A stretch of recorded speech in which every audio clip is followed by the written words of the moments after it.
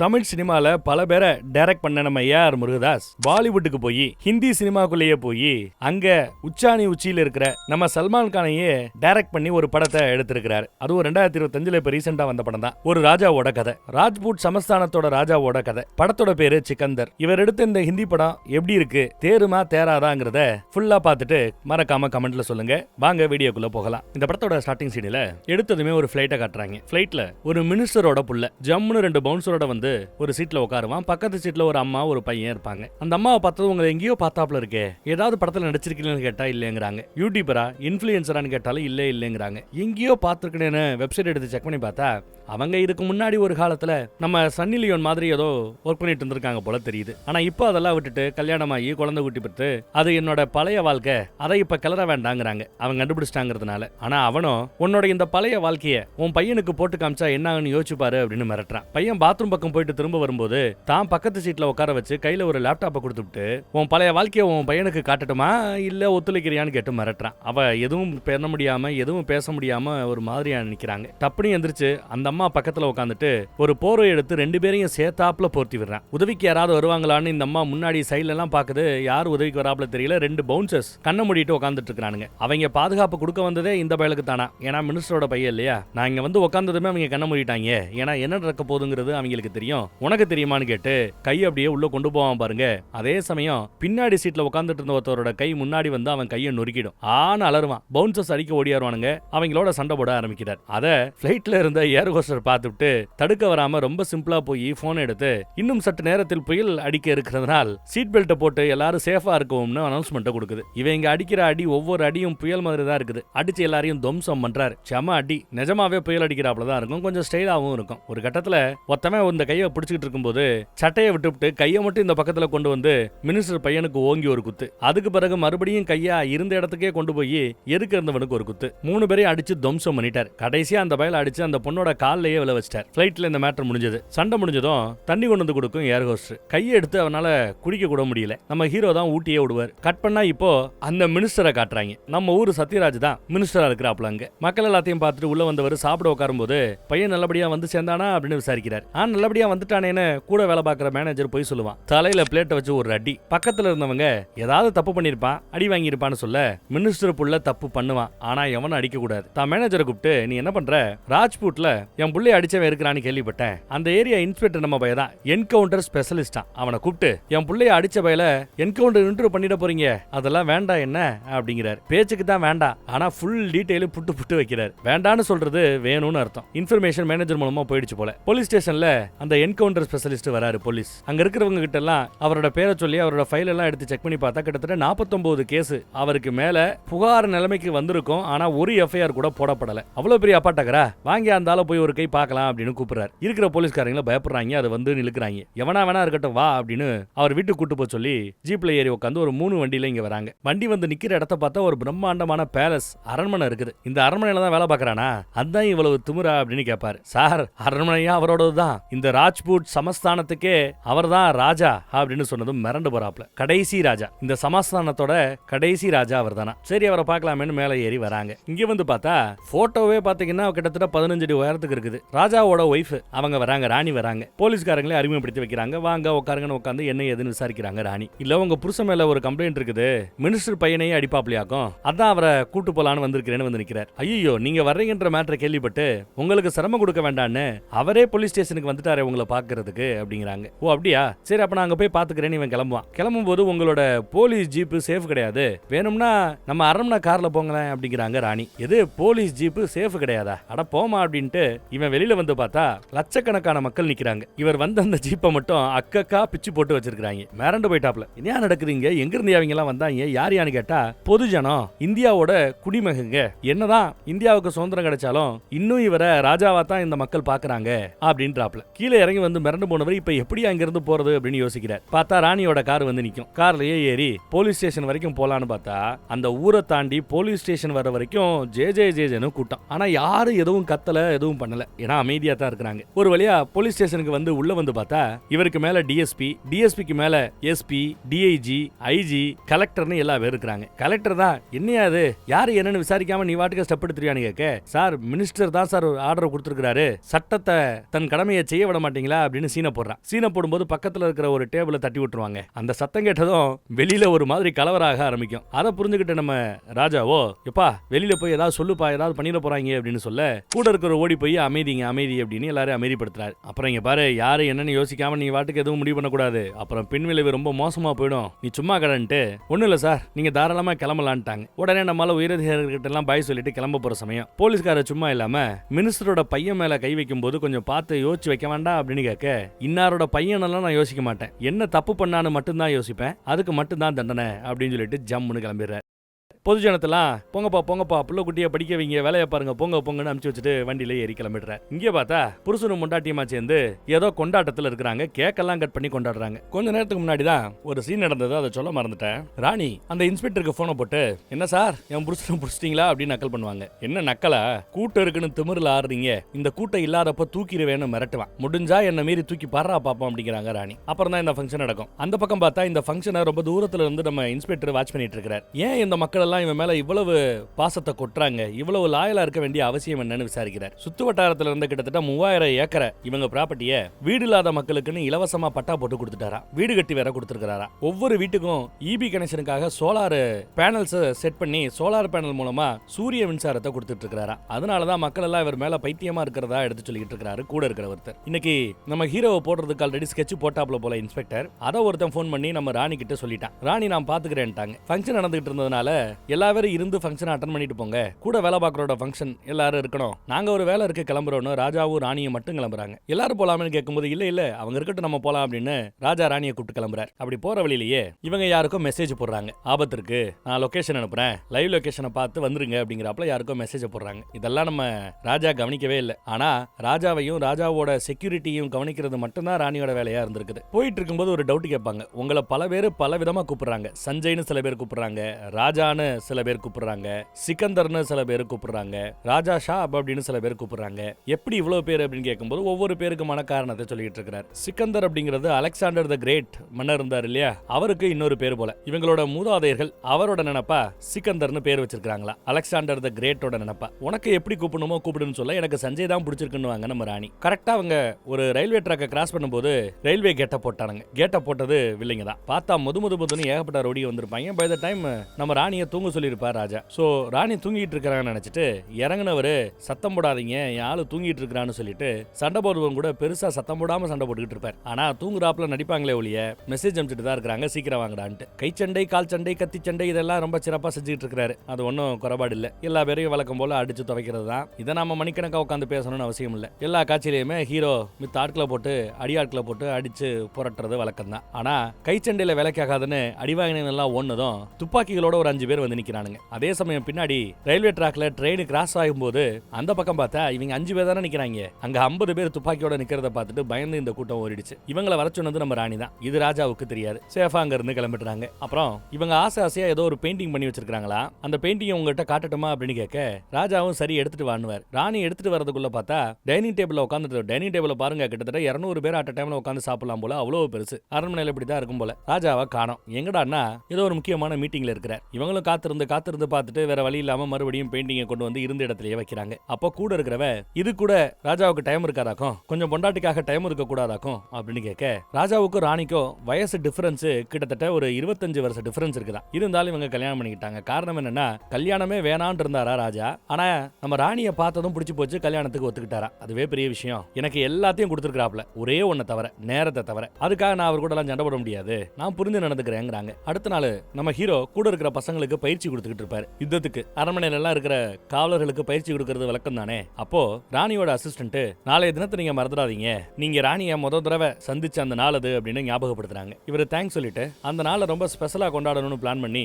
ராணியை எங்கேயோ கூட்டிட்டு போய் யாருக்கோ இன்ஃபர்மேஷன் கொடுக்க அடுத்த நொடி பார்த்தா ஆயிரக்கணக்கான ட்ரோன்ஸ் மொத்தமா அட்ட டைம்ல மேல பறந்து இவங்களுக்கு ப்ரொபோஸ் பண்றாப்ல ட்ரோன்லயே வானத்துல வரைஞ்சு காட்டுறாப்ல. கேத்து காட்டுறாரு. இதெல்லாம் இந்த பக்கம்னா அந்த பக்கம் அமைச்சரோட வீட்டுல அமைச்சரோட பையன் அன்னைக்கு பிறந்தநாள் கொண்டாடுறான் போல. அமைச்சர் பையன் பிறந்தநாள் கொண்டாடுறது அவ்வளவு பெரிய விஷயமாயி போச்சு.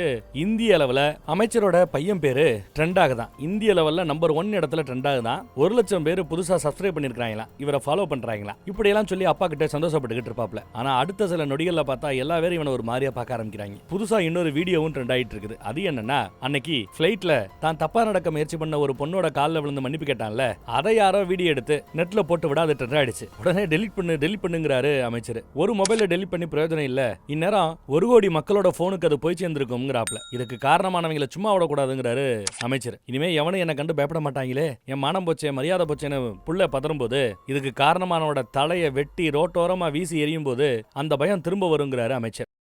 இந்த பக்கம் பார்த்தா நம்ம ராணிக்கு ரொம்ப சந்தோஷமான ஒரு செய்தி. ரொம்ப நாளா குழந்தைக்கு முயற்சி பண்ணிட்டு இருக்காங்க போல, பிரெக்னண்டா இருக்காங்க. டெஸ்ட் ரிசல்ட் அந்த கிட்ல தெரியுது. 2 கோடு வந்துச்சுன்னா பிரெக்னண்டா இருக்காங்கன்னு அர்த்தம். இதை ராஜா கிட்ட சொல்லலான்னு ரொம்ப ஆர்வமா ராஜாவை உசுப்பி சொல்ல முயற்சி பண்ற சமயம் குவாரியில வேலை பார்க்குற மேனேஜரோட சத்தம். என்ன இவ்வளவு கதறிக்கிட்டு இருக்கானே, என்ன மேட்டர்னு அவர் அவசர அவசரமா இந்த அம்மா கிட்ட எதையும் விசாரிக்காம குவாரி மேனேஜர் கிட்ட வந்து என்ன எதுன்னு விசாரிக்கிறார். ஒரு வாரத்துக்கு முன்னாடி ஒருத்தர் வந்தாரா, நம்ம மாதிரி அவரும் குவாரி வச்சிருக்கிற குவாரியில கொஞ்சம் வெடிமருந்து தீர்ந்து போச்சு, நிறைய கல்லு உடைக்க வேண்டியிருக்கு, ஒரு 40 கிலோ வெடிமருந்து கொடுக்க முடியுமான்னு கேட்டு இவங்கிட்ட 2 லட்சம் ரூபாய் பணம் கொடுத்திருக்காரு. மேனேஜரும் பணத்துக்காக ஆசைப்பட்டு யாருக்கும் தெரியாம இவங்க கிட்ட இருந்த வெடிமருந்தை கொடுத்திருக்காப்ல 40 கிலோ. எவ்வளவுக்கு? 2 லட்சத்துக்கு. ஆனா அதே பாமை பயன்படுத்தி பஞ்சாப்ல ஒரு இடத்துல தீவிரவாதிகள் தாக்குதலே நடத்திருக்காங்களாம். இதை சொல்லி அழுகிறான். இவரு நியூஸ்ல பாத்துருப்பாரு. ஆடா பாவின்னு அவனை ஒரு அற விடுறாரு. பணத்துக்காக இப்படி பண்ணிட்டியாடா அப்படின்னு கோவப்படுறாரு. கூட்டு போங்கடா இவனை இங்க இருந்து அப்படிங்கிறாரு. அவனும் குவாரிக்கே போயிருப்பான் போல. ஆனா பின்னாடியே ராணிக்கு ஒரு செய்தி வருது போலீஸ் ஸ்டேஷன்ல இருந்து. அந்த குவாரி மேனேஜரை போட்டு தள்ளிட்டு இந்த வெடிமருந்தை கொடுத்தது ராஜா தான்.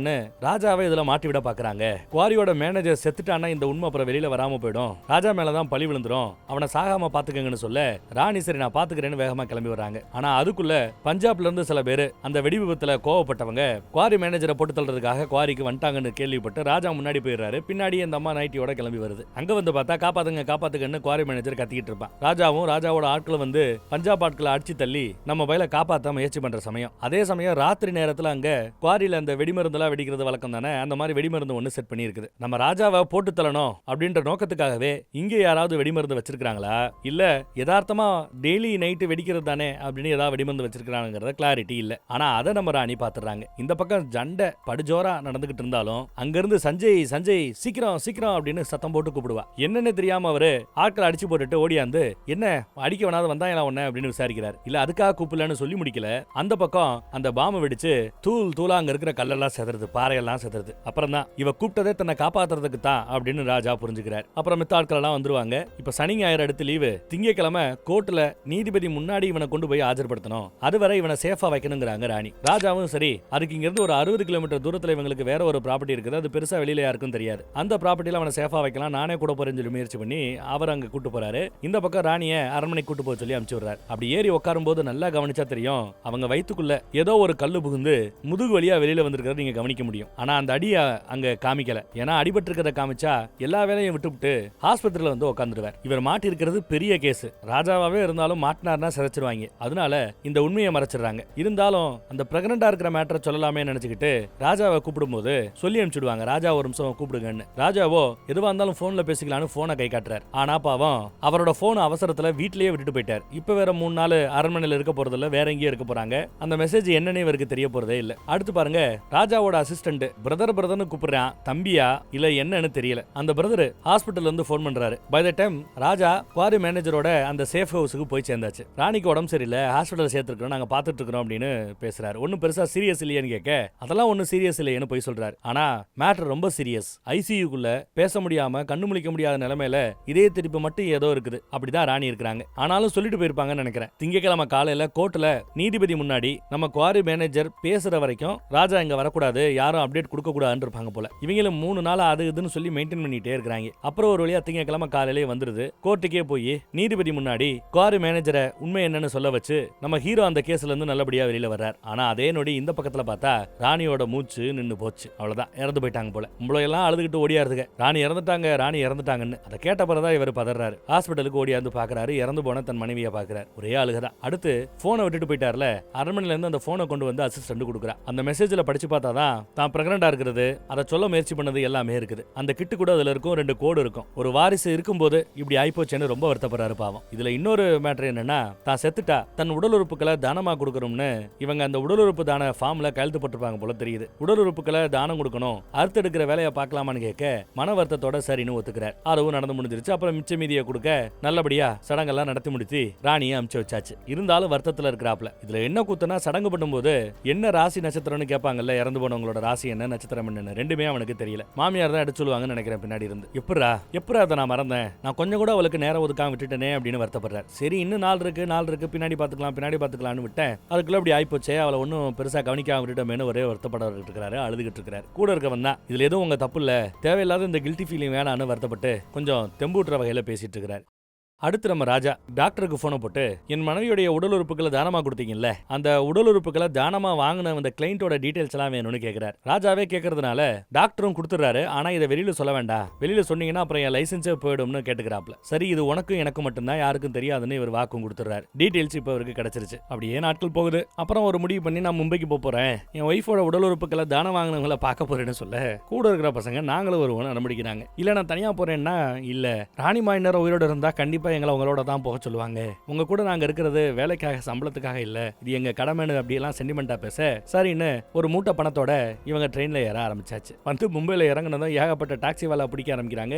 மொத்தமே இவங்களை வலுக்கட்டாயமா வண்டியில ஏத்திடுறான். இவங்க ட்ரெஸ் எல்லாம் பார்த்து கொஞ்சம் ஓட்டி இருப்பான். என்ன ஏதாவது மேலதாளம் கல்யாண கோஷியா, கல்யாணத்தை முடிச்சுட்டு வர்றீங்களா அப்படி இப்படின்னு ஓட்டினதும் ட்ரெஸ் எடுத்துட்டு ஹோட்டல்ல தங்கிட்டு அப்புறம் போலான்றாரு கூட இருக்கிற மேனேஜர். ஹோட்டல் தானே, சூப்பர் ஹோட்டல் நான் காட்டுறேன், 500 ரூபாய்க்கு ஹோட்டல் இருக்கு, 25 ரூபா டிஸ்கவுண்ட், 475 ரூபாய்க்கு ரூம் வாங்கி கொடுக்குறேன் அப்படி இப்படின்னு பேசி கூட்டு போறான். எங்க தாராவிக்கு கூட்டு வரான். ஹோட்டல் எல்லாம் ரெஃப்ரெஷ் ஆகி அப்புறம் தான் தாராவிக்கு வராங்க. இங்க ஒரு பையனை தேடி தான் வந்திருக்கார். அந்த பையன் இங்க விசாரிக்கும் போது அந்த குப்பையில கிடப்பான் பாருங்கன்னு யாரோ சொல்றாங்க. குப்பை பக்கம் போய் பார்த்தா ஒருத்தன் உட்கார்ந்து இருக்கிறான். வயிற்றுல 2 பக்கமும் ஆபரேட் செய்யப்பட்டிருக்குது. இவனுக்கு இறந்து போன ராணியோட லங்ஸ் கொடுக்கப்பட்டிருக்கிறது, நுரையீரலா அது கொடுக்கப்பட்டிருக்கிறது. அந்த பையன்ட்ட லைட்டா பேச்சு கொடுக்குறாரு. அவன் அனாதை போல, அப்பா அம்மா இல்ல போல, விட்டுட்டு போயிட்டாங்க போல, சோறு கிடைச்சா சாப்பிடுவேன், இங்கேயே தங்குவேன், படிப்பு இங்க ஏதோ சேர்த்து விட்டு இருக்காங்க, ஏதோ அரசு ஸ்கூல்ல படிக்கிறானா, ஒன்னும் கவலை இல்ல, நான் ரொம்ப திருப்தியா இருக்கிறேங்கிறான். என்ன இந்த முதுகு மட்டும் கொஞ்சம் அரிக்குது, சொரிஞ்சு விட அப்படின்னு கேட்க நம்ம ஆளு சொரிஞ்சு விட்டுக்கிட்டு இருக்கிறான். சரி சட்டை போடாம இருக்கிற ட்ரெஸ் வாங்கி கொடுக்கவா, ஹோட்டல்ல நல்ல சாப்பாடு வாங்கி கொடுக்குவான்னு கேட்கும்போது, எனக்கு மட்டும் கொடுக்குறதா இருந்தா சரிப்பட்டு வராது, இந்த ஏரியால இருக்கிற எல்லா பசங்களுக்கும் கொடுக்கணும், கொடுப்பீங்களான்னு கேட்க நம்ம ஆளு சரின்னு ஒத்துக்கிறார். உடனே பார்த்தா அவன் தெருவா ஓடி போய் 100 பசங்களுக்கு மேல கூட்டு வந்துட்டான். அத்தனை பேருக்கும் ட்ரெஸ்,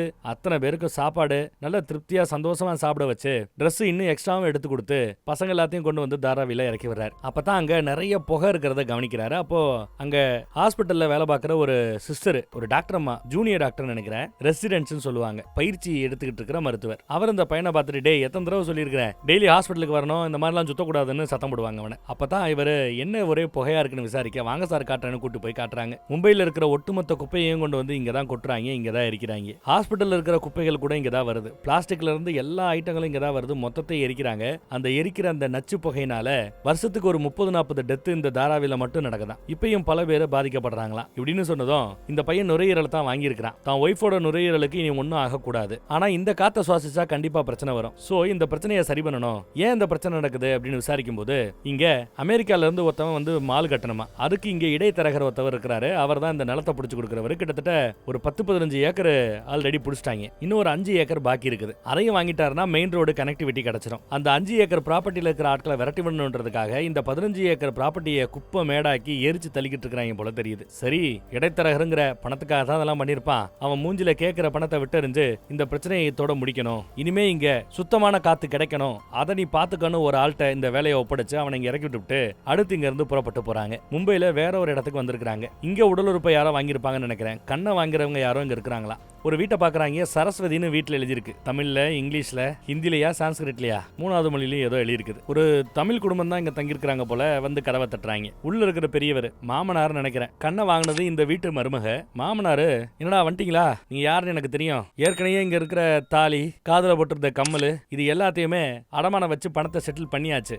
அந்த கண்ணை அறுவை சிகிச்சைக்கு தேவையான பணத்தை கொடுத்தீங்க, அதுக்கு நகையை கொடுத்தாச்சு, எல்லாம் முடிஞ்சு போச்சு, இன்னும் எதுக்குடா வரீங்க அப்படின்னு சத்தம் போட ஆரம்பிக்கிறார். நம்ம ஹீரோ புரிஞ்சுக்கிட்டாப்ல, கண்ணோட அறுவை சிகிச்சைக்காக இவங்க நகையெல்லாம் அடமானம் வச்சிருக்காங்கன்னு. அதை மீட்டு கொடுக்கறதுக்கு பணத்தையும் கொடுத்து ஒரு ஆளையும் அமுச்சு வச்சாச்சு. இவங்க உள்ள போய் உட்கார்றாங்க. காஃபி எல்லாம் கொடுக்காச்சு, காஃபி சாப்பிட்டாச்சு. யாருக்கு கண்ணு போயிருக்குன்னு பார்த்தா நம்ம காஜல் இந்த வீட்டு மருமகளா இருக்கிறா. அவ அவளுக்கு தான் கண்ணு போயிருக்குது போல. வீட்டுல இருக்கிற பசங்களுக்கு கொஞ்சம் சாக்லேட் எல்லாம் வாங்கிட்டு வந்து கொடுப்பாப்ல. இவங்க வீட்டுல வந்து எதுவும் ஓசியா கொடுத்தா வாங்க மாட்டாங்களா, சாக்லேட் பசங்களுக்கு தானே அப்படின்னு சொல்லி கொடுத்துட்டு ஏதோ சமாளிச்சிட்டார். அடுத்து அடமானத்துக்கு கொடுத்த பொருள் எல்லாம் வேண்டான்னு திரும்ப கொடுத்துட்டு குட் பை சொல்லிட்டு கிளம்புறாரு. இதையெல்லாம் இவங்க எதுக்கு வாங்கிக்கிறாங்க செய்யறாங்கன்னா, கடன் கொடுத்தவரோட அடியாட்கள் வந்து இதெல்லாம் திரும்ப கொடுத்துட்டு போறதா நினைச்சுக்கிட்டு அதெல்லாம் அக்செப்ட் பண்ணிக்கிட்டு இருக்காங்க. அடுத்து நம்ம ஹீரோ பார்க்க போறது நம்ம ராணியுடைய இதயத்தை, ஹார்ட்டை யாரு வாங்கியிருக்காங்கன்னு பாக்குறதுக்கு. ஹார்ட் ஏதோ ஒரு பொண்ணுக்கு பொருத்தப்பட்டு இருக்கிறது போல ஹாஸ்பிட்டல் இருக்கிறாங்க. அந்த குடும்பத்தை பாக்குறதுக்கு போனா குடும்பமே வெளியில உட்காந்து அழுதுகிட்டு இருக்குது. இதை நம்ம ஹீரோ பார்த்துட்டு அங்க இருக்கிற டாக்டர் கிட்ட ஏன் அழுகுறாங்கன்னு விசாரிக்கிறார். இதய மாற்று அறுவை சிகிச்சை வந்து அவங்க பொண்ணுக்கு இப்பதான் நடந்திருக்குதான். ஆனா அந்த இதயம் வந்து கொஞ்சம் வீக்காவே இருக்குதான், பலவீனமா தான் இருக்குதான். ஹார்ட் பீட் வந்து அப்படியே கம்மியா ஃபீல் ஆகுது. அதான் இருப்பாலோ இறந்துருவாளோன்னு வருத்தப்பட்டு இருக்காங்கன்னு எடுத்து சொல்லிட்டு போறாரு. இப்ப உள்ள போய் பார்க்கணும். இவர் யாரு என்னங்கிற மேட்டரை சொல்லி இவங்களை பார்க்க முடியாது. ஏன்னா அப்படி சொல்லி இங்க வந்தாங்கன்னா இந்த லிஸ்ட் யாரு கொடுத்தா அந்த டாக்டரோட லைசன்ஸ் போயிடும். ஸோ அந்த மேட்டரை சொல்லாம போகணும், உள்ளேயும் போகணும். என்ன பண்ணலாம்னு பார்த்தா அங்க நிறைய ஜாமியா இருக்க மாதிரி காவி ட்ரெஸ் போட்டு எல்லா பேருக்கும் பேஷன்ஸுகளுக்கெல்லாம் வந்து சாமி கும்பிடுறது, பகவத்கீதா புக்கு கொடுக்கறது, அதுல இருக்கிற போதனைகளை படிக்கிறதுன்னு இருப்பாங்க. அடியாட்கள் அங்கேயே இருக்க சொல்லிவிட்டு நம்மளால அதே மாதிரி காவி ட்ரெஸ் போட்டுட்டு வரார். இதய அறுவை சிகிச்சை, மாற்று அறுவை சிகிச்சை பண்ண அந்த பொண்ணோட தங்கச்சி ஒருத்தி இருப்பா. அவளுக்கு அந்த பகவத்கீதாவை கொடுத்துட்டு உள்ள ப்ரே பண்ண போறாப்புல உள்ள வந்துட்டார். இதயத்தை வாங்கின அந்த பொண்ணு கிடக்கிறத பார்த்துட்டு உனக்கு ஒன்னாகாது, உன் இதயம் இன்னும் பலம் பொருந்தியதாக மாறும், ஒன்னும் ஆக விடமாட்டேன்னு சொல்லி அங்கிருந்து பெரிய பெரிய ஆட்களுக்கெல்லாம் கால் பண்ணி உலகத்திலேயே இதய அறுவை சிகிச்சைக்கு மிகப்பெரிய நம்பர் 1 மருத்துவர்னு இருப்பார்ல ஒரு டாக்டர், அந்த டாக்டரை வீடியோ காலில் பிடிச்சி இங்க இருக்கிற டாக்டர்ஸ் எல்லாரும் எவ்வளவு பெரிய மனுஷன் அவர் வீடியோ காலில் வர்றாரு ஆச்சரியமா இருக்கேன்னு 10-15 டாக்டர் ஓடியாந்து வீடியோ காலில் அவர் எடுத்து சொல்ல இவங்க அதன்படி எல்லாமே செஞ்சு இதயம் இப்போ ரொம்ப பலத்தோட நல்லா இருக்குது, பிரச்சனை இல்லாம இருக்குதான். டாக்டர் நல்ல நியூஸ் சொல்லிட்டு போறாரு. அவ்வளவு பெரிய டாக்டர் உங்களுக்கு எப்படி தெரியும் எனக்கு தெரியாம போச்சு அப்படின்ட்டு போவார். நம்ம ஹீரோ இங்கேயே நல்லது பண்ணிட்டு தான் கிளம்பி இருக்கிறார். எல்லாத்தையும் முடிச்சிட்டோம், கிளம்புவோம் முடிவு பண்ணி ஊருக்கே போலாம், ராஜ்புட்டுக்கே போலான்னு முடிவு பண்ணி டாக்ஸில கிளம்பி போறாங்க. அப்படி போகும்போது இங்க ஒரு கட்சி கூட்டம் நடக்கும். நடுவுல இருந்து மாங்குன்னு கத்துறாரு. யாரு? நம்ம அமைச்சர் தான். பக்கத்திலேயே அமைச்சரோட பையன். அவர் இதுல என்ன பேசிட்டு இருக்கிறாருன்னா, யாரோ ஒரு பையன் பிளைட்ல ஒரு பொண்ணோட காலில் விழுந்தத என் பையனோட முகத்தை ஏஐ மூலமா வச்சு முகத்தை மாத்தி ஏமாத்துறானுங்க, இது எதிர்கட்சிகளின் சதி அப்படின்னு வழக்கமா பேசுற அதே கதையை தான் பேசிட்டு இருக்காங்க. அப்ப இங்க ஒரு போலீஸ்காரர்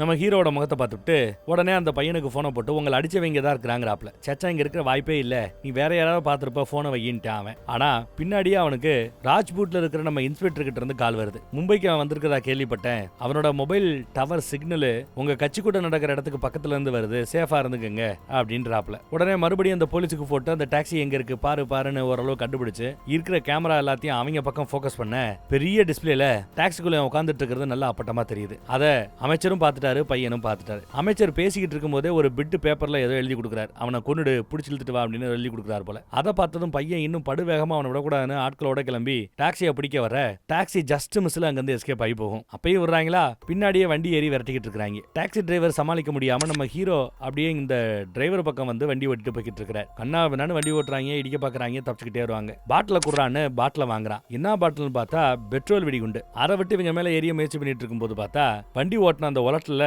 வெளியே எரிய வேண்டிய அந்த பெட்ரோல் குண்டு அவங்க வண்டிக்குள்ளேயே விழுந்துருது. உள்ள உட்கார்ந்தவங்க எல்லாம் எரிஞ்சிட்டாங்க. வண்டி வேற குப்பரை விழுந்து அதுவும் பூம்னு வெடிச்சு செதறுது. இந்த விபத்துல அமைச்சரோட பையன் இறந்துட்டான் போல. மேனேஜர் செய்தியை சொன்னதுமே அமைச்சர் ஐயோன்னு பதறிக்கிட்டு சம்பவ இடத்தை நோக்கி ஓடுறார். அதுக்குள்ள நம்ம ஆட்கள் ட்ரெயின்ல ராஜ்புட் நோக்கி போய்கிட்டு இருக்காங்க. அப்படி போய்கிட்டு இருக்கும்போது இங்க இருக்கிற எல்லா பேரோட கால்லையும் நொய்னு கால்ஸ் வந்துகிட்டே இருக்குது. மேனேஜர் தான் கால் அட்டன் பண்றான். அமைச்சர் தானே பேசுறாருன்னு கரெக்டா நம்ம ஹீரோ கேட்கிறாப்ல. ஆமான்னு சொன்னதும் மொபைலை வாங்கி நம்ம ஹீரோ பேச ஆரம்பிக்கிறார். சமாதானத்துக்கு பேசுறாப்லன்னு நினைக்கிறார். ஆனா அந்த பக்கத்துல அமைச்சர் பேசுனதுக்கு பிறகுதான் தெரிய வருது அமைச்சரோட பையன் இறந்துட்டான். நீங்க பாருங்க, உங்க பையன் என்னத்தான் கொல்றதுக்கு வந்தா என் மேல போட இருக்கிற அந்த பெட்ரோல் குண்டு அவன் மேல விழுந்துருச்சு, இது ஒரு விபத்து. என் பொண்டாட்டி செத்ததுக்கு காரணம் நீங்க இல்ல, அதே மாதிரி உங்க பையனோட இந்த இறப்புக்கு காரணம் நான் கிடையாது, ரெண்டுமே விபத்து தான், ஃப்ரீயா விடுங்க அப்படிங்கிறாப்ல. இதே கேப்ல நம்ம இன்ஸ்பெக்டர் அரண்மனைக்கு போய் அமைச்சரோட பையன் இறந்துட்டான், கொல்றதுக்காகத்தானே உங்க ராஜா போனாருங்கிறாப்ல. லைட்டா விசாரிச்சு பார்த்திருக்கிறார். அங்க இருக்கிற அசிஸ்டன்ட் இல்ல சாச்சா அதுக்காக அவங்க போல, ராணியுடைய உடல் உறுப்புக்களை வாங்கினவங்களோட நிலைமை என்ன, அவங்க நல்லா இருக்காங்களான்னு பார்த்துட்டு வரதுக்காக தான் போனாங்கன்னு அந்த மேட்டர் சொல்லிட்டா போல. அந்த மேட்டர் இப்போ அமைச்சருக்கு போயிருக்கு. அதனாலதான் அடுத்து கால் பண்ணியிருக்கிறார். அமைச்சர் என்ன சொல்றாருன்னா, இல்ல உன்னோட மரணமும் என்னோட மரணமும் ஒண்ணு கிடையாது, என் புள்ள செத்துட்டு அவ்வளவுதான் எரிஞ்சு போயிட்டான். ஆனா உன் முண்டாட்டி இன்னும் சில பேரோட உடம்புல உடல் உறுப்பா உயிரோட தானே இருக்கிறா, அந்த நிம்மதி உனக்கு இருக்கும்ல, அதை ஒழிக்கணும், அதுக்கு அவங்கள ஒழிப்பேங்கிறார். நம்ம ஹீரோ கொஞ்சம் விவரம் வரும்போதே என்ன சொல்லியிருந்தாருன்னா, ஒரு ஆள்கிட்ட பை நிறைய பணத்தை கொடுத்து இந்த மாற்று அறுவை சிகிச்சைக்காக ஒரு பெரிய லிஸ்ட் இருக்கும், யாரெல்லாம் தனக்கு இதயம் வேணும், கண்ணு வேணும், கல்லீரல் வேணும், நல்லீரல் வேணும், இப்படி ஏகப்பட்ட உறுப்புகளை வேணும்னு லிஸ்ட்ல கொடுத்துருப்பாங்க. ஒரு டேட்டா பேஸே இருக்கும். ஆர்டரா தான் அது ஃபில் ஆகிட்டே வரும். அதே மாதிரி யாருக்கெல்லாம் உடல் உறுப்பு போச்சுங்கிற லிஸ்ட்டும் இருக்கும். அந்த யாருக்கெல்லாம் உடல் உறுப்பு போச்சோங்கிற அந்த லிஸ்ட்ல சம்பந்தப்பட்ட அந்த 3 பேரோட பேரையும் டீடைல்ஸையும் டெலிட் பண்ணிட்டு சொல்லி பணத்தை கொடுத்து ஒரு ஆளை செட்டில் பண்ணிட்டு வந்திருக்கிறார். இங்க அமைச்சர் அவங்கள போடுவேங்கிறாப்ல. யாரு என்னங்கிறது இன்னும் அமைச்சருக்கு தெரியாது. ஆனாலும் அவங்களை கண்டுபிடிச்சு தூக்குவேங்கிறார். அப்ப சவால், நான் உன்னை தடுத்து நிறுத்துவேங்கிறாரு நம்ம ஹீரோ. நிறுத்துங்கடா வண்டின்னு சொன்னதும் அடியாட்கள் ட்ரெயினோட கம்பியை பிடிச்சி இழுத்து ட்ரெயினை நிப்பாட்டி மறுபடியும் மும்பையை நோக்கி திரும்புறாங்க. தாராவிக்கு தான் போறாங்க. அங்க பார்த்தா இப்பதான் ஒருத்தர் இந்த புகை பிரச்சனையில இறந்து போயிருப்பாரு. அப்புறமும் குப்பையை கொண்டு போட்டு எரிச்சுக்கிட்டு இருக்காங்க. இன்னும் பணம் கூட இடுகாட்டுக்கு போய் சேரல. அதுக்குள்ள இப்படி பண்றாங்கன்னு ஒரு பெரியவர் தட்டி கேட்க வரும்போது அந்த பெரியவரை எத்தி தள்ளுறாங்க. கரெக்டா அப்ப நம்ம ஹீரோ கிட்ட வருவார். இன்னைக்கு ஒரு நாள் தானப்பா கேட்கிறாரு, இன்னைக்கு இந்த வேலை பார்க்க வேண்டாம், நாளைக்கு பாத்துக்கங்க விடுங்க அப்படின்னு சொல்லுவேன். உடனே அந்த அடியாட்கள் எல்லாம் அதான் பெரியவர் சொல்லிட்டார்ல, விடுங்கப்பான்னு போட்டதெல்லாம் அப்படியே போட்டுட்டு அப்படியே நல்லா இங்க மாட்டு இருப்பாங்க. சரின்னு நம்மால இந்த பக்கத்துல திரும்ப பாருங்க, பின்னாடி இருந்து அடிக்கிறக்கு ஓடியாரான். தோள்பட்டையில கைய வைப்பான். நம்ம ஆட்கள் அதை பார்த்துட்டு உணர்ச்சி வசப்பட ஹீரோ எதுவும் நடக்கூடாது, இங்க வரக்கூடாது அப்படின்ட்டார். அப்புறம் அந்த பேல போட்டு அடிச்சு புரட்டி எடுப்பார். அவன் எதை வச்சு அடிக்க வந்தானோ அதையே உடச்சு திரும்பி அடிச்சதுல 20 அடி தள்ளி போய் விழுவான். அப்புறம் இருக்கிற ஆட்கள் எல்லாம் ஒண்ணு சேர்ந்து அடிக்க வர எல்லாரையும் அடிச்சு துவம்சம் பண்றாரு. நம்ம பசங்க ஹாயா அதை உட்காந்து வேடிக்கை பார்த்துட்டு இருக்காங்க. ஏதோ IPL மேட்ச் பாக்குறாப்ல. பொடி அடியாட்கள் எல்லாம் நல்லா அடி வாங்கிட்டு அமைதியா திரும்பி போயிட்டானுங்க. இங்க நம்ம அமைச்சர் போலீஸ்ல நிறைய பேரை போய் பாக்குறாரு. உடல் உறுப்புகளை வாங்கினவங்க யாரு, அவங்க டீடைல் கிடைச்சதான்னு விசாரிக்க வர்றார். இவனோ ஹேக்கர் உள்ள புகுந்து அவங்க டீடைல்ஸை டெலீட் பண்ணிட்டான், கண்டுபிடிக்க முடியாதுன்னு சொன்னதும் அப்போ அந்த ராஜாவுக்கு வேண்டப்பட்டவங்க சில பேரை கூட்டு வந்து அடின்னு அடிங்க, விசாரிங்க, அடிக்கிற அடியில உண்மை தானா வருங்கிறாப்ல. அதுக்குள்ள நம்ம ஹீரோ காஜலோட பிரச்சனையை சமாளிக்கிறதுக்காக இங்க வந்துட்டார். காஜல் இப்போ புகுந்த வீட்டுல இல்ல, பிறந்த வீட்டுல இருக்கிறா. ஏன்னா தான் வேலைக்கு போகணும், சொந்த காலில் நிக்கணும்னு ஆசைப்பட்டாங்களா. மாமனாரு எங்க ஆத்துல பொம்பளை பிள்ளைகள் எல்லாத்தையும் வேலைக்கு அனுப்ப மாட்டோம் அப்படின்னு கராரா சொல்லிட்டாரு போல தெரியுது. பரவாயில்ல நான் பாக்குறேன் அப்படின்ட்டு எல்லாம் சரியா போயிடும்ட்டு பிறந்த வீட்டுக்கு போய் அவங்க அப்பா கிட்ட நடந்த மேட்டரை எடுத்து சொல்லி அப்புறம் அவங்க பொண்ணு அங்க இருந்து பூந்த வீட்டுக்கு கூட்டிட்டு போய் அதெல்லாம் வேலைக்கு போக மாட்டா, நீங்க சொல்றதான் கரெக்ட், நீங்க தான் ஆல்பா மேல் அப்படின்னு நல்லா புகழ்ந்து பேசி அங்க காஜலை செட்டில் பண்ணிட்டு வெளியில வர்றார். இன்னும் காஜலுக்கு இவர் யாரு என்னங்கிற உண்மை தெரியாது. காஜலோட அப்பாவுக்கு மட்டும்தான் தெரியும். அப்புறம் அந்த இதயத்தை வாங்கினால ஒரு பொண்ணு, அவ லவ் பிரேக்கப் ஆயிடுச்சு போல. லவ் பண்ணவன் கழட்டி விட்டுட்டு போயிட்டான். இப்போ அவனுக்கு கல்யாணம் ஆக போகுதான். அந்த கல்யாணம் ஆக போறது மேட்டர் தெரிஞ்சிருச்சுன்னா அப்புறம் அவ கொஞ்சம் பதட்டமாயிடுவா,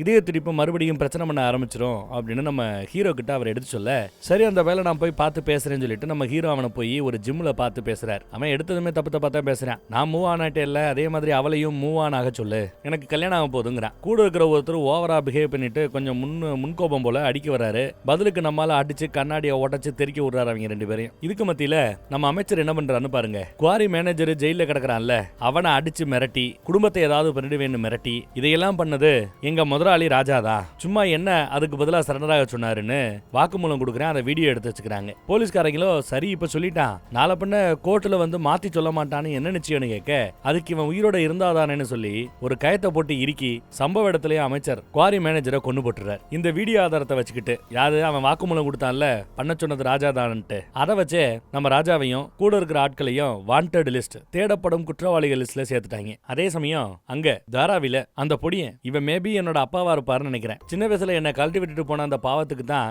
இப்போ அதை கொஞ்சம் ஈடுகட்டுறதுக்கு புண்ணியத்தை சம்பாதிக்கிறதுக்கு வந்திருக்கிறாப்ல போல தெரியுதுன்னு அங்க இருக்கிற பசங்க கிட்ட ஒரு டெமோ காட்டுறேன்னு சொல்லி இருமுவான். இருமுறத பார்த்ததும் நம்ம ஹீரோ கொஞ்சம் பதட்டமாயி வீட்டுக்குள்ள போடா உள்ள போடான்னு இருக்கிறார். பார்த்தேல்ல இவன் என் அப்பனா தான் இருக்க முடியும்னு கூட இருக்கிற பசங்க கிட்ட ஓட்டிட்டு இருக்கிறான். அதே சமயம் நேத்து இந்த குப்பையை எரிக்கிட்டு இருந்த அந்த பசங்களை அடிச்சாரு இல்ல, அந்த கேஸ்ல போலீஸ்காரங்க சில பேர் இங்க வராங்க. அதை பார்த்துட்டு ஆல்ரெடி நம்ம மேனேஜர் சொல்லிருப்பாப்ல, குவாரி மேனேஜரை கொண்டுட்டாங்க, நம்மள தேடப்படும் குற்றவாளிகள் லிஸ்ட்ல சேர்த்துட்டாங்க, இதெல்லாம் இப்ப வந்துட்டு இருக்கிற இந்த இன்ஸ்பெக்டருக்கு தெரிய வாய்ப்பு இல்ல, இந்த கேஸை நாம பணத்தை கொடுத்து அடைக்கலான்னு முடிவு பண்ணி ஒரு பண மூட்டையே காட்டுறாங்க. உடனே இன்ஸ்பெக்டர் சூப்பர் அப்படின்னு பணத்தை வாங்கிக்கிறார். ஆனாலும் 20 பேரை ஒரு ஆள் அடிச்சான்னு சொன்னா போலீஸ்லயே நம்ப மாட்டாங்க, ஒரு 4-5 பேர் கிடைச்சாங்கன்னா அவங்க மேல நான் கேஸை போட்டு முடிச்சு விட்டுருவேன்னு சொன்னதும் அப்ப நாங்க வரோம்னு அடியாட்கள் எல்லாம் கிளம்பி இங்க வந்துட்டாங்க. போலீஸ் ஸ்டேஷன்ல ஏற்கனவே கையெழுத்து போட்டுட்டு உள்ள உட்காந்துட்டு இருக்காங்க ஒரு 20-30 பேர் கூட சேர்ந்து. அதே சமயம் நம்ம இன்ஸ்பெக்டர் அந்த பக்கம் வருவாப்ல. நம்ம ஹீரோவையும் கூட இருக்க ஆட்களையும் பிடிக்கிறதுக்கு யாராவது துப்பு கொடுத்தா அவங்களுக்கு 1 கோடி ரூபாய் பரிசுன்னு அறிவிக்க சொல்லி எல்லாம் அனௌன்ஸ்மெண்ட் கொடுத்துட்டு இருக்காரு. இதெல்லாம் நம்ம ஆட்கள் கவனிச்சிட்டு இருக்காங்க. போன்ல பேசிட்டு இருக்கிறாப்ல. அதே சமயம் கையெழுத்து போட்டாச்சுல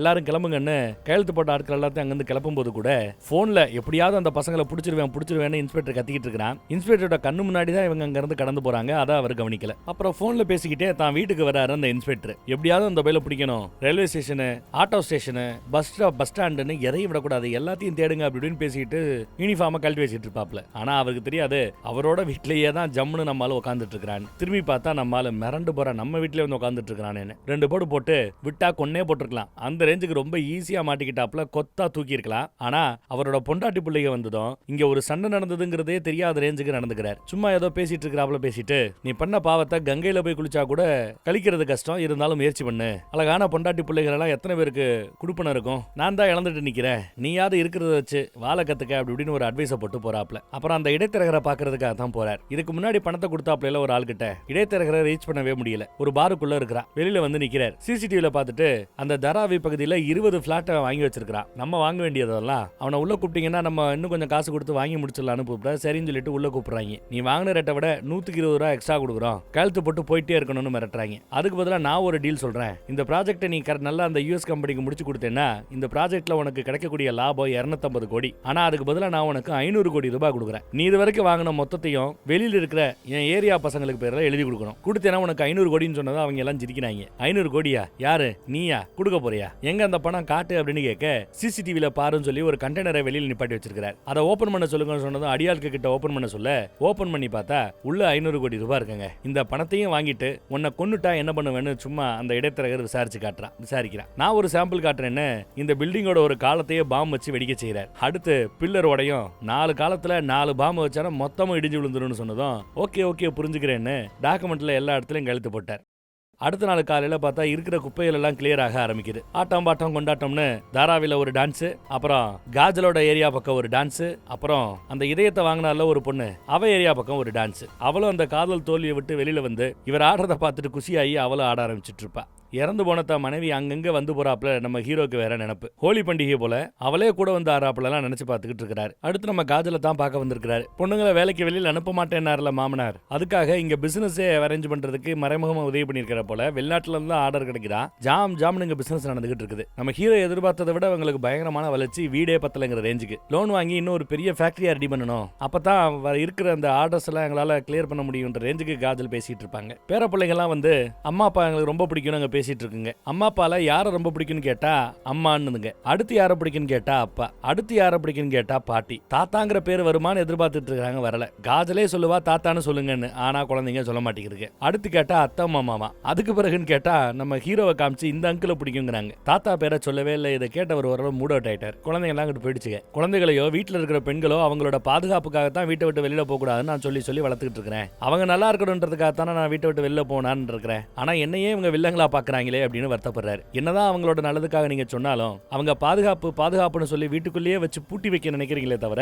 அவர்களுக்கு நீங்க சுதந்திரத்தை கொடுக்க மறுக்கிறீங்க.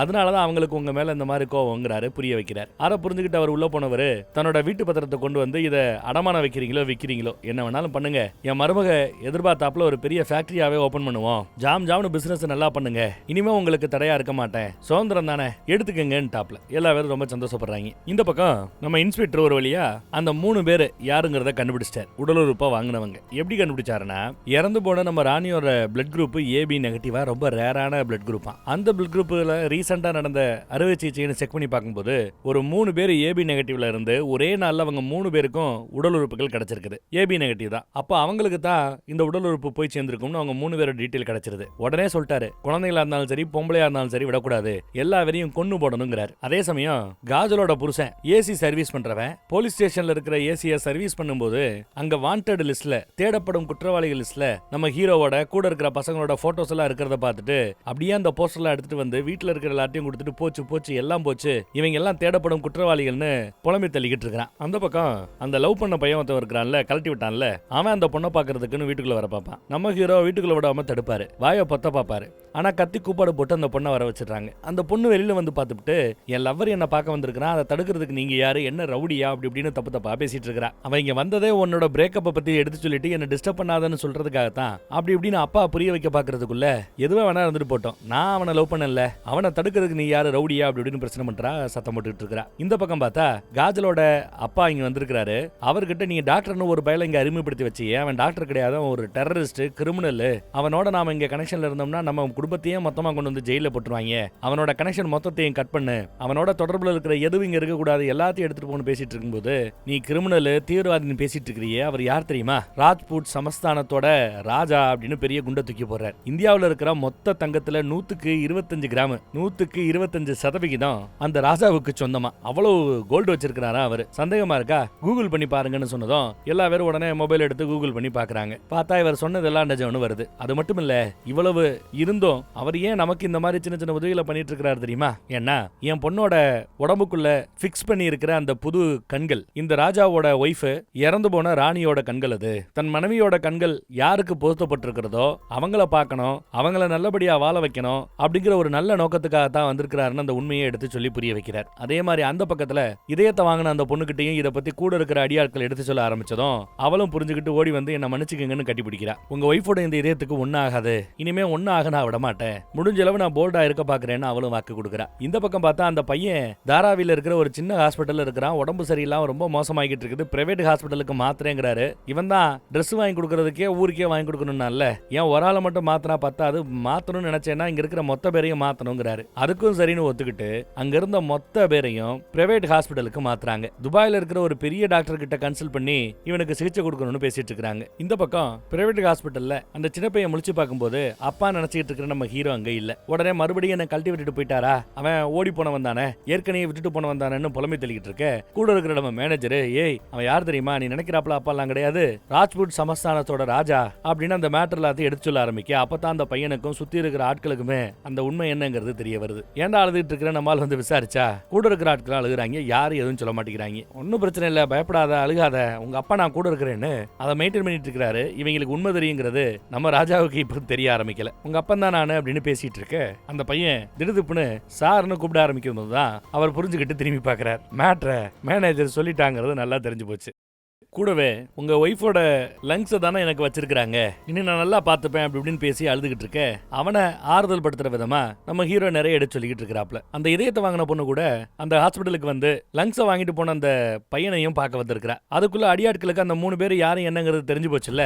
அடியாட்கள் எல்லாம் அங்கங்க வந்து அந்த 3 பேரையும் தூக்குற முயற்சியில இறங்குறாங்க. ஆனா அதுக்குள்ள குடும்பமே ஒரு வேன்ல ஏறி அவங்களுக்கு முன்னாடி தப்பிச்சிருச்சு. 3 இடத்துலயுமே இவங்க தேடி வந்த ஆட்கள் இல்ல. இதயத்தை வாங்கின அந்த பொண்ணோட ஃப்ரெண்டு ஒருத்தி சும்மா இல்லாம இன்ஸ்டாகிராம் இந்த மாதிரி ராஜ்பூட் சமஸ்தானத்தோட ராஜா நிறைய உதவி பண்றாரு, அவங்க ஒய்ஃபோட இதயத்தை வாங்கினது என் ஃப்ரெண்டு தான், இந்த 3 பேரோட கதைய ராஜாவோட கதைய மொத்தமா லைவ்ல ஊரு உலகம் பார்க்க போட்டு விட்டுட்டா. அது பயங்கரமா ட்ரெண்ட் ஆயிடுச்சு. காட்டு தீயா பரவ ஆரம்பிச்சிருச்சு. அவங்க இருக்கிற ஹாஸ்பிட்டலோட பேர் உட்பட இப்போ அமைச்சருக்கும் இன்ஸ்பெக்டருக்கும் தெரிஞ்சு போச்சு. ஏதோ துபாயில இருந்து ஒரு டாக்டர் வரணுமா, அவர் தான் இந்த பையனுக்கு ட்ரீட்மெண்ட் கொடுக்கணுமா. ஏர்போர்ட்டுக்கு போய் டாக்டரை பிக்கப் பண்ணிக்கலாங்கிறாப்ல நம்ம பசங்க பேசிட்டு இருக்காங்க. இந்த பக்கம் அந்த ரவுடிகளுக்கு போன போட்டு ஹாஸ்பிட்டலுக்கு போ, அங்கதான் எல்லாரும் இருக்கிறாங்க, மொத்தமா முடிச்சு விட்டுருன்னு உத்தரவு போடுறாரு நம்ம அமைச்சர். அங்க என்ன நடந்தாலும் போலீஸ் அங்க வராது, அதுக்கு நான் கேரண்டின்னு வேற அமைச்சர் வாக்கு கொடுக்கிறார். டாக்டரை பிக்கப் பண்றதுக்காக நம்ம ஹீரோ ஏர்போர்ட்டுக்கு கிளம்பின சமயம் காஜலோட ஃபேமிலி ஹாஸ்பிட்டலுக்கு வந்து இறங்குது. ஒரு 3-4 அடியாட்கள் தான் இருக்கிறாங்க, கவலைப்படாதீங்க நாங்க இருக்கிறோன்னு வந்து ஆறுதல் சொல்றாங்க. ஆனா ரவுடிங்க துரத்திட்டு வர்றாங்கன்னு சொன்னதும்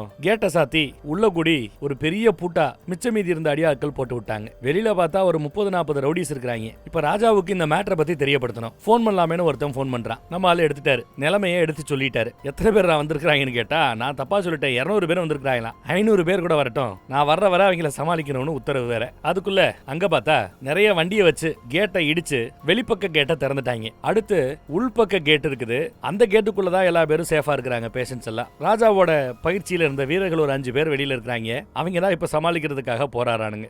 ஒரு 20 பேர் வந்தா அவங்க 20 பேரையும் அடிச்சு போட்டாச்சு. அடுத்து ஒரு 20 பேர் வரானுங்க, அவங்களையும் முடிஞ்சளவு அடிச்சு சமாளிக்கிறாங்க நம்ம பசங்க. ஆனா நிறைய வெட்டுக்காயங்கள் வாங்க வேண்டி இருக்கு. அதையெல்லாம் பார்த்து உள்ள இருக்கிற பேஷன்ஸ் எல்லாம் வருத்தப்படுறாங்க. அந்த வீரர்களோட சங்க அறுக்கலாம்னு முடிவு பண்ணி கழுத்துக்கிட்ட கத்தி போன சமயம் திடீர்னு எல்லாம் சைலண்ட் ஆறாங்க. அடி வாங்கிட்டு இருந்த நம்ம பசங்க சிரிக்கிறாங்க. என்னடான்னு பார்த்தா ஆரன் அடிச்சுக்கிட்டு டாக்ஸில நம்ம ராஜா வந்து இறங்குறார். இவங்க ராஜா யுத்தத்தை பார்த்தவங்க, யுத்தத்துக்காக பயிற்சி எடுத்தவங்க. அங்க இருந்த சில கம்பிகளை ஈட்டி மாதிரி ரெடி பண்ணி அங்க இருக்கிற ஒரு 6-7 பேர் மட்டும் அந்த ஈட்டிகளை வச்சு யுத்த காலத்துல ஒன்னா சேர்ந்து சண்டை போட்டா எப்படி இருக்கும் அந்த மாதிரி உள்ள புகுந்து பல பேரை குத்தி கிழிப்பாங்க. இதை பார்த்து அவங்க ரொம்ப பயந்து போறானுங்க. அப்புறம் எல்லா பேரும் தனித்தனியா ஈட்டிகள் எடுத்து குத்தி கிழிக்க ஆரம்பிக்கிறாங்க. ஆனா அந்த கேப்ல ரெண்டு பக்கமும் சங்கிலிகளை போட்டு இறுக்கி பிடிச்சிட்டாங்க. ஒருத்த வண்டி எடுத்துட்டு வந்து நேரா அடிக்க வருவான். ஆனா அதுக்குள்ள கைய உருகி ஈட்டியால அந்த வண்டியவே அதே இடத்துல நிக்க வச்சிட்டார். அடுத்து பல பேர், இன்னும் ஒரு 150 பேரை நம்ம ஆளு கொல்ல வேண்டி இருக்குது. 150 பேரையும் எப்படி கொண்டாடலாம் வரிசையா சொல்லிட்டு இருக்க முடியுமா? ரத்த கலரியா பல பேரை கொண்டு கூச்சிக்கிட்டு தான் இருக்கிறார். பல பேர் பார்த்து 2 அடி பின்னாடி போவானுங்க. இன்னும் சில பேர் தைரியமா சண்டை போட முன்னாடி வரானுங்க. ஆனா அவங்க எல்லாம் வெட்டு வாங்கிட்டு தான் இருக்கிறாங்க. சில பேர் பேஷண்ட்டுக்கு மேல கைய வைக்க போக்க அவங்க முதுகுலையே ஈட்டியை விட்டு இறக்குறார். எங்க பார்த்தாலும் பணம் விழுந்துகிட்டே இருக்குது. அந்த பக்கம் டாக்டர் ஏர்போர்ட்ல வந்து இறங்கிட்டார். ஆனா அவரோட பாஸ்போர்ட்டை வச்சு அதிகாரிகள் ஏதோ கண்டுபிடிச்சு நீங்க இந்த பக்கம் வாங்கன்னு தனியா கூட்டு போறாங்க அந்த டாக்டர். இதுக்கிடையில நம்ம ராஜாவோட கதை பயங்கர வைரலா வெளியில ஓடிக்கிட்டு இருக்குது. அந்த கதையை கேட்ட பல பேர் அதை நியூஸ்ல போட ஆரம்பிச்சிட்டாங்க. தலைப்புச் செய்தியில ஓடிக்கிட்டு இருக்குது மேட்டர் எல்லாம். எல்லாரோட மனசு ஒரு மாதிரி ராஜா பக்கம் திரும்புது. அதுல ஒரு கூத்த பார்த்தா அமைச்சர் தான் அந்த டாக்டர் உள்ள வந்து அந்த பையனுக்கு ட்ரீட்மெண்ட் கொடுக்க கூடாதுங்கிறதுக்காக இமிகிரேஷன் ப்ராசஸ்ல ஏதோ பிரச்சனைன்னு சொல்லி அந்த டாக்டரை ஏர்போர்ட்லயே உட்காரும்படி செஞ்சுட்டார். அதுவும் நியூஸ்ல ஓடுது. அந்த பக்கம் அந்த சின்ன பையன் உயிருக்கு போராடிக்கிட்டு இருக்கான். சண்டையெல்லாம் முடிஞ்சிருச்சு. 200 பேரையும் கொண்டு போட்டாங்க போல தெரியுது. இப்ப அந்த டாக்டர் இங்க வந்தாகணும். ஆனா இமிகிரேஷன் ப்ராசஸ்ல டாக்டர் அங்க மாட்டிக்கிட்டு இருக்கிறார். இந்த அப்டேட் நம்ம ராஜாவுக்கு போகுது. அடுத்து பார்த்தா போலீஸ்காரங்க நிறைய பேர் வராங்க. இந்த பக்கம் மினிஸ்டர் அதிகாரத்தை துஷ்பிரயோகம் பண்றான், உசுரோட விளையாடுறான், அவனை சும்மா விட மாட்டேன்னு சத்தம் போட்டு ஏதோ பெருசா முடிவு பண்றாரு போல தெரியுது. சும்மா விட மாட்டேன்னு சொன்னவரு அதோட நிக்கல. அமைச்சரோட வீட்லயே டோர்ல ஒரு பெரிய பாம்பை போட்டு டோரை உடைக்கிறார். டாக்ஸி வண்டியாலேயே அங்க இருக்கிற செக்யூரிட்டிஸை இடிச்சு தள்ளிட்டு உள்ள இறங்குறாரு. டாக்ஸியோட கதவுகளையே கேடயமாக்கி துப்பாக்கிகளோட இருக்கிற செக்யூரிட்டிஸ் எல்லா பேரையும் அசால்ட்டா தாண்டி முன்னேறாங்க. அவங்க எல்லாத்தையும் அடிச்சு பறக்க விட்டுக்கிட்டு தொடர்ந்து முன்னேறி போயிட்டே இருக்கிறாங்க. இப்போ மெயின் டோரையே உடைச்சு உள்ள வராரு நம்ம ஹீரோ. அமைச்சர் துப்பாக்கி எடுத்துட்டு சுட வந்தா மிஸ் ஆயிட்டே இருக்கிறாரு ராஜா. ஒரு கட்டத்துல எத்தி கம்னு உட்கார வைக்கிற. அந்த சின்ன பையனுக்கு ஆபரேஷன் நடக்கணும். உனக்கு ஒரு நல்ல செய்தியை கொடுக்கறது தான் வந்தேன். நீ எதிர்பார்க்கறாப்ல அந்த பையன் சாக போறது இல்ல, அந்த டாக்டர் ஏர்போர்ட்ல இருக்க போறதும் இல்ல. ஏன்னா ஆல்ரெடி டாக்டர் ஹாஸ்பிட்டலுக்கு வந்து ஆபரேட் பண்ணி அந்த பையனை காப்பாத்தியாச்சுன்னு ஒரு பெரிய குண்டை தூக்கி போறாப்ல. என்ன இருக்குன்னா டெல்லியில இருக்கிற ஏதோ ஒரு பெரிய மனுஷனுக்கு போனை போட்டு இந்த விஷயத்துல டாக்டர் உள்ள கொண்டு வரதுக்கு ஹெல்ப் கேட்டிருக்காரு. இந்திய வெளியுறவுத்துறை அமைச்சர்கிட்ட பேசிருப்பாருன்னு நினைக்கிறேன். அதனாலதான் இமிகிரேஷன் பஞ்சாயத்து சிம்பிளா முடிஞ்சு போச்சு. இதை கேட்டுட்டு ஒன்னும் பிரச்சனை இல்ல, இன்னொரு நாள் 3 பேரையும் கொல்லு வேங்குறாரு. அவங்க சாகுற வரை என் பையனோட ஆத்மா அடங்காதுங்கிறாப்ல. அடங்காம எந்திரிக்க சும்மா 4 குத்துல அமைச்சரை அடக்கிட்டாப்ல. பாரு, தேவையில்லாம என் கூட சண்டை போட்டு என்ன உசுப்பேத்தி நானும் உன்ன மாதிரி ஒரு எம்எல்ஏவாவோ ஒரு அமைச்சராவோ ஆகிறதுக்கு 5 நிமிஷம் ஆகாது. அதெல்லாம் வேண்டானதான் ஒதுங்கி இருக்கிறோம். என்ன தேவையில்லாம வம்பு சண்டைக்கு இழுத்து அரசியலுக்குள்ள இழுத்து விட்டுறாதங்கிறாப்ல. மறுபடியும் என்கிட்ட பிரச்சனை பண்ண உன் கட்சியே இல்லாம ஆக்கிடுவேன்னு மிரட்டிட்டு கெத்து காட்டிட்டு கிளம்பி வந்துட்டார். ஆஸ்பத்திரிக்கு வந்து ரொம்ப ஆர்வமா காத்துட்டு இருக்காரு. நல்ல செய்தியான்னு கேட்க ஆமா நல்ல செய்தின்னு வந்திருக்கு. குழந்தை நல்லா இருக்கான்னு தெரிய வந்ததும் இவங்க எல்லாம் சந்தோஷப்படுறாங்க. எல்லாரும் சந்தோஷமா இருக்கிற சமயம் அந்த இன்ஸ்பெக்டர் மறுபடியும் ஹாஸ்பிட்டல் பக்கம் வந்து நிக்கிறார். வேண்டான்னு சுத்தி இருக்கிறவங்க எல்லாம் அரஸ்ட் பண்ண வர்றாங்க நினைச்சுக்கிட்டு பேசிட்டு இருக்காங்க. ஆனா திருந்திட்டாப்ல போல தெரியுது. தப்பான ஒரு அரசியல்வாதியோட பேச்சை கேட்டு நான் கொஞ்சம் தப்பா நடந்துகிட்டேன், என் கடமையை தவறிட்டேன், என்ன மன்னிச்சுக்கங்கிறாப்ல. ஆனாலும் நீங்க வந்திருக்கீங்க, உங்க கடமையை செய்யுங்கன்னு கையை நீட்டுறாரு. தன்னை அரஸ்ட் பண்ண சொல்றாரு நம்ம ஹீரோ. வேற வழி இல்லாம தான் வேண்டா வெறுப்பாதான் அரஸ்ட் பண்ணி இன்ஸ்பெக்டரும் கூட்டிட்டு போறார். ஹாஸ்பிட்டலோட வெளிப்பக்கம் போனா இங்கேயும் ஆயிரக்கணக்கான பேரு. ராஜ்புட் சமஸ்தானம் அவரோட கோட்டை, அங்க பொதுமக்கள் வந்தாங்கன்னா நியாயம். இங்க பார்த்தா தாராவி மக்கள் அவங்க மொத்தமும் இங்க ஒண்ணு சேர்ந்து நிக்கிறாங்க. வழக்க மாதிரியே இங்கேயும் ராஜ்புட்ல நடந்தாப்ல போலீஸ் ஜீப்பா அக்கக்கா பிரிச்சு போட்டாங்க. இங்க இருக்கிறது தாராவி மக்கள், மும்பை மக்கள். அங்க ராஜ்புட்ல மக்கள் வந்து நின்னாங்கன்னா அங்க இவரு ராஜா. ஆனா மும்பைக்கு இவரு அதே மரியாதை இங்க மக்கள் மத்தியில கொடுக்கப்படுது. அதே சமயம் மேலிடத்துல இருந்து கால் வந்துருச்சுங்க. உண்மையான நிலவரம் என்னங்கிறது எங்களுக்கு தெரிஞ்சு போச்சு, அவரை அரஸ்ட் பண்ண வேண்டாம், நிலைமையை மோசமாக்க வேண்டான்னு உத்தரவு போட்டாங்க போல. கைவிலங்க அவுத்துட்டு இன்ஸ்பெக்டர் அமைதியா போயிட்டார். கேஸே ஒண்ணும் இல்லாம ஆயிடுச்சான். எல்லாரும் கைத்தட்டி ராஜாவை பாராட்டுறாங்க. அதோட நல்ல வேலை, படம் முடிஞ்சிருச்சு. வேற ஒரு நல்ல கதையில மறுபடியும் சந்திப்போம். தேங்க்யூ.